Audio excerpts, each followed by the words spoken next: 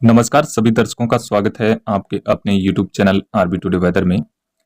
इस वीडियो में हम बात करेंगे बंगाल की खाड़ी में बन रहे चक्रवाती तूफान रमेल के बारे में। ये सिस्टम कौन सा ट्रैक फॉलो कर सकता है, कहां पर लैंडफॉल करेगा, कितनी इंटेंसिटी ये सिस्टम पकड़ सकता है, इसके बारे में हम विस्तार से बात करेंगे। पिछले 24 से 48 घंटों के दौरान इस सिस्टम में बहुत कुछ बदला है, बहुत कुछ बदलाव देखने को मिला है।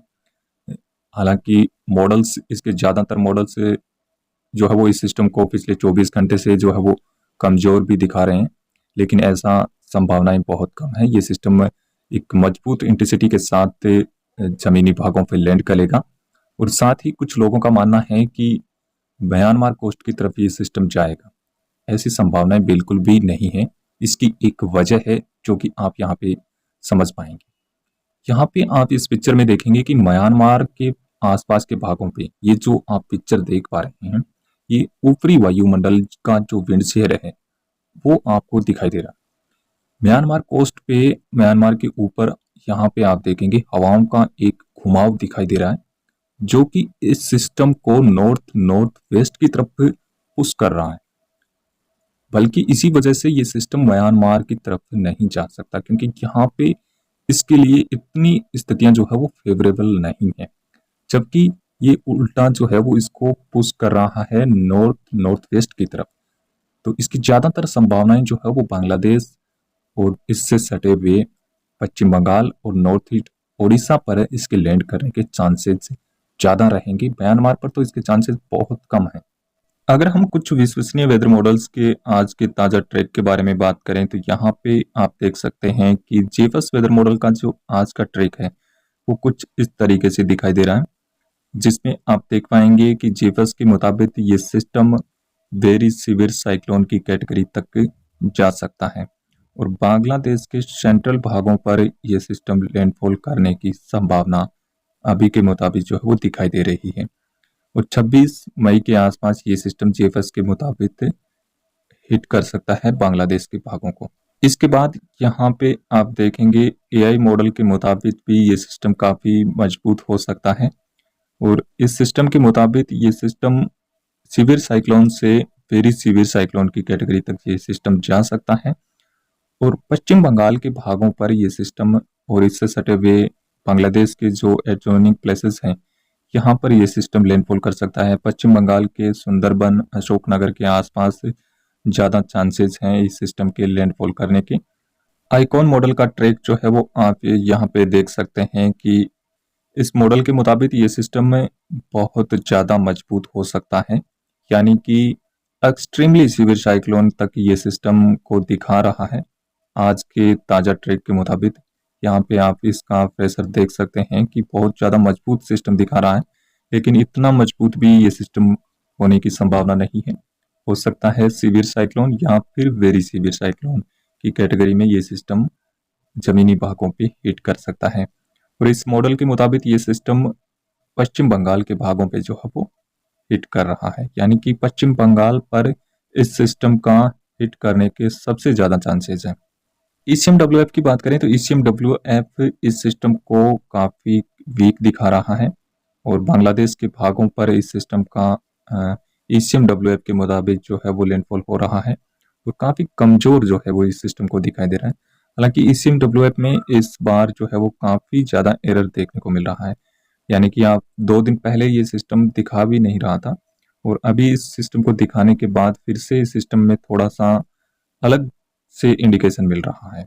बाकी मॉडल्स का जो है वो अलग प्रेडिक्शन है, ECMWF का एक अलग से प्रेडिक्शन है। हालांकि इसके ट्रैक में तो कोई बहुत ज़्यादा बदलाव नहीं है, लेकिन ये सिस्टम को बहुत कमज़ोर दिखा रहा है, लेकिन इतना कमज़ोर ये सिस्टम होगा नहीं। सीवियर साइक्लोन से ज़्यादा कैटेगरी इस सिस्टम की हो सकती है। ये होने ज़्यादातर चांसेस हैं कि ये सिस्टम वेरी सीवियर साइक्लोन तक जा सकता है। इसके बाद अगर हम बात करें कि मेंबर्स का क्या प्रेडिक्शन है अभी के मुताबिक, यहाँ पे आप देख सकते हैं कि ज़्यादातर मेंबर्स का मानना है कि ये सिस्टम पश्चिम बंगाल और इससे सटे हुए बांग्लादेश के भागों के साथ साथ नॉर्थ ईस्ट उड़ीसा के भागों पर ये सिस्टम हिट कर सकता है। यहाँ पर इस सिस्टम का जो है वो ट्रैक हो सकता है। सबसे ज़्यादा रिस्क जो अगर हम बात करें तो उड़ीसा के नॉर्थ ईस्ट भागों से लेकर के पश्चिम बंगाल और बांग्लादेश के एडजॉइनिंग प्लेसेस पर इस सिस्टम का सबसे ज़्यादा खतरा अभी भी बना हुआ है। यहीं पर यह सिस्टम लैंडफॉल करेगा। म्यांमार कोस्ट की तरफ इसके जाने के चांसेस बहुत ज़्यादा कम हैं, तो ऐसी संभावना में आप मत रहिए।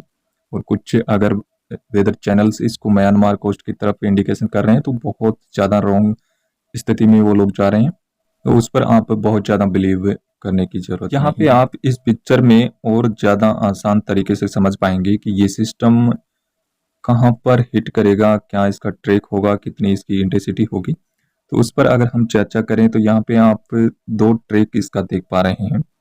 जहाँ पर रेड कलर आपको दिखाई दे रहा है, रेड कलर में जो ट्रैक दिखाई दे रहा है वो मॉडल्स का प्रेडिक्शन है, मॉडल्स के ट्रैक को देखते हुए तैयार किया गया है। जबकि व्हाइट कलर में मेंबर्स के प्रेडिक्शन को ध्यान में रखते हुए ट्रैक को तैयार किया गया है। इस ट्रैक में से कौन सा ट्रैक ये सिस्टम ज़्यादा फॉलो करने के चांसेस हैं उस पर भी हम बात करेंगे। अभी ये सिस्टम जो है वो बंगाल की खाड़ी के साउथ वेस्ट भागों पर एक चक्रवाती हवाओं के क्षेत्र के रूप में बना हुआ है और अगले 24 से 48 घंटों के दौरान ये सिस्टम लो प्रेशर के रूप में तब्दील हो जाएगा। उसके बाद 23 मई को ये सिस्टम डिप्रेशन बनेगा। उसके बाद इसके ट्रैक में दो संभावनाएं जो है वो अलग अलग दिखाई दे रही है। जहाँ पे आप देखेंगे 24 मई को ये सिस्टम साइक्लोन का रूप ले सकता है, जो कि दोनों के हिसाब से, दोनों ट्रैक के हिसाब से यही प्रेडिक्शन रहेगा। इसके अलावा 25 मई तक ये सिस्टम जो है वो सीवियर साइक्लोन की कैटेगरी में आने की संभावना है। दोनों मेंबर्स का भी यही मानना है कि 25 मई के आसपास ये सिस्टम सीवियर साइक्लोन बन जाएगा और मॉडल्स के हिसाब से भी ये सिस्टम 25 मई के आसपास सीवियर साइक्लोन की कैटेगरी में आ जाएगा। उस समय अगर हम विंड स्पीड की बात करें, जब ये सिस्टम सीवियर साइक्लोन की कैटेगरी में होगा तो उस समय इस सिस्टम का विंड स्पीड यानी कि 90 से लेकर के 115 से 120 किलोमीटर के बीच में विंड स्पीड यहाँ पे देखा जा सकता है।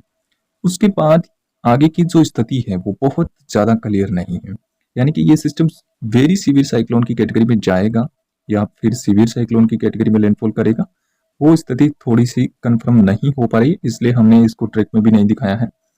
तो हमें लग रहा है कि ये सिस्टम वेरी सीवियर साइक्लोन की कैटेगरी तक आसानी से जा सकता है और 26 मई को या फिर 25 मई की रात को ये सिस्टम जमीनी भागों पर हिट कर सकता है। मॉडल्स के मुताबिक ये सिस्टम बांग्लादेश और इससे सटे हुए पश्चिम बंगाल के सुंदरबन, अशोकनगर, यहाँ पर कहीं ना कहीं इस सिस्टम का लैंडफॉल हो सकता है। सबसे ज़्यादा रिस्की ये जो रीजन है वो लग रहा है।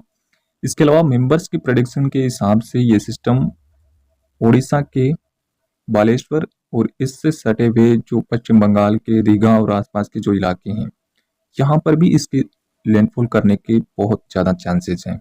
इन दोनों के ट्रैक के बीच में ये सिस्टम यहाँ यानी कि उड़ीसा के बालेश्वर से लेकर के बांग्लादेश और इससे सटे हुए पश्चिम बंगाल के आसपास के भागों पर ये सिस्टम हिट करने के सबसे ज़्यादा चांसेस जो है वो अभी के हिसाब से दिखाई दे रहे हैं। हालांकि इन दोनों में से कोई भी ट्रैक जो है वो फाइनल हो सकता है, जिस पर हम अगले 24 घंटे तक इंतजार करेंगे। उसके बाद में इसका एक मुस्त फाइनल ट्रैक जो है वो हम तैयार करेंगे और उसके बारे में आपको जानकारी देने का प्रयास करेंगे। तो इस वीडियो में दी गई जानकारी आपको कैसी लगी कमेंट में जरूर बताइएगा और साथ ही वीडियो को लाइक करें, चैनल को सब्सक्राइब करें। फिलहाल इस वीडियो में भी इतना ही। धन्यवाद, नमस्कार।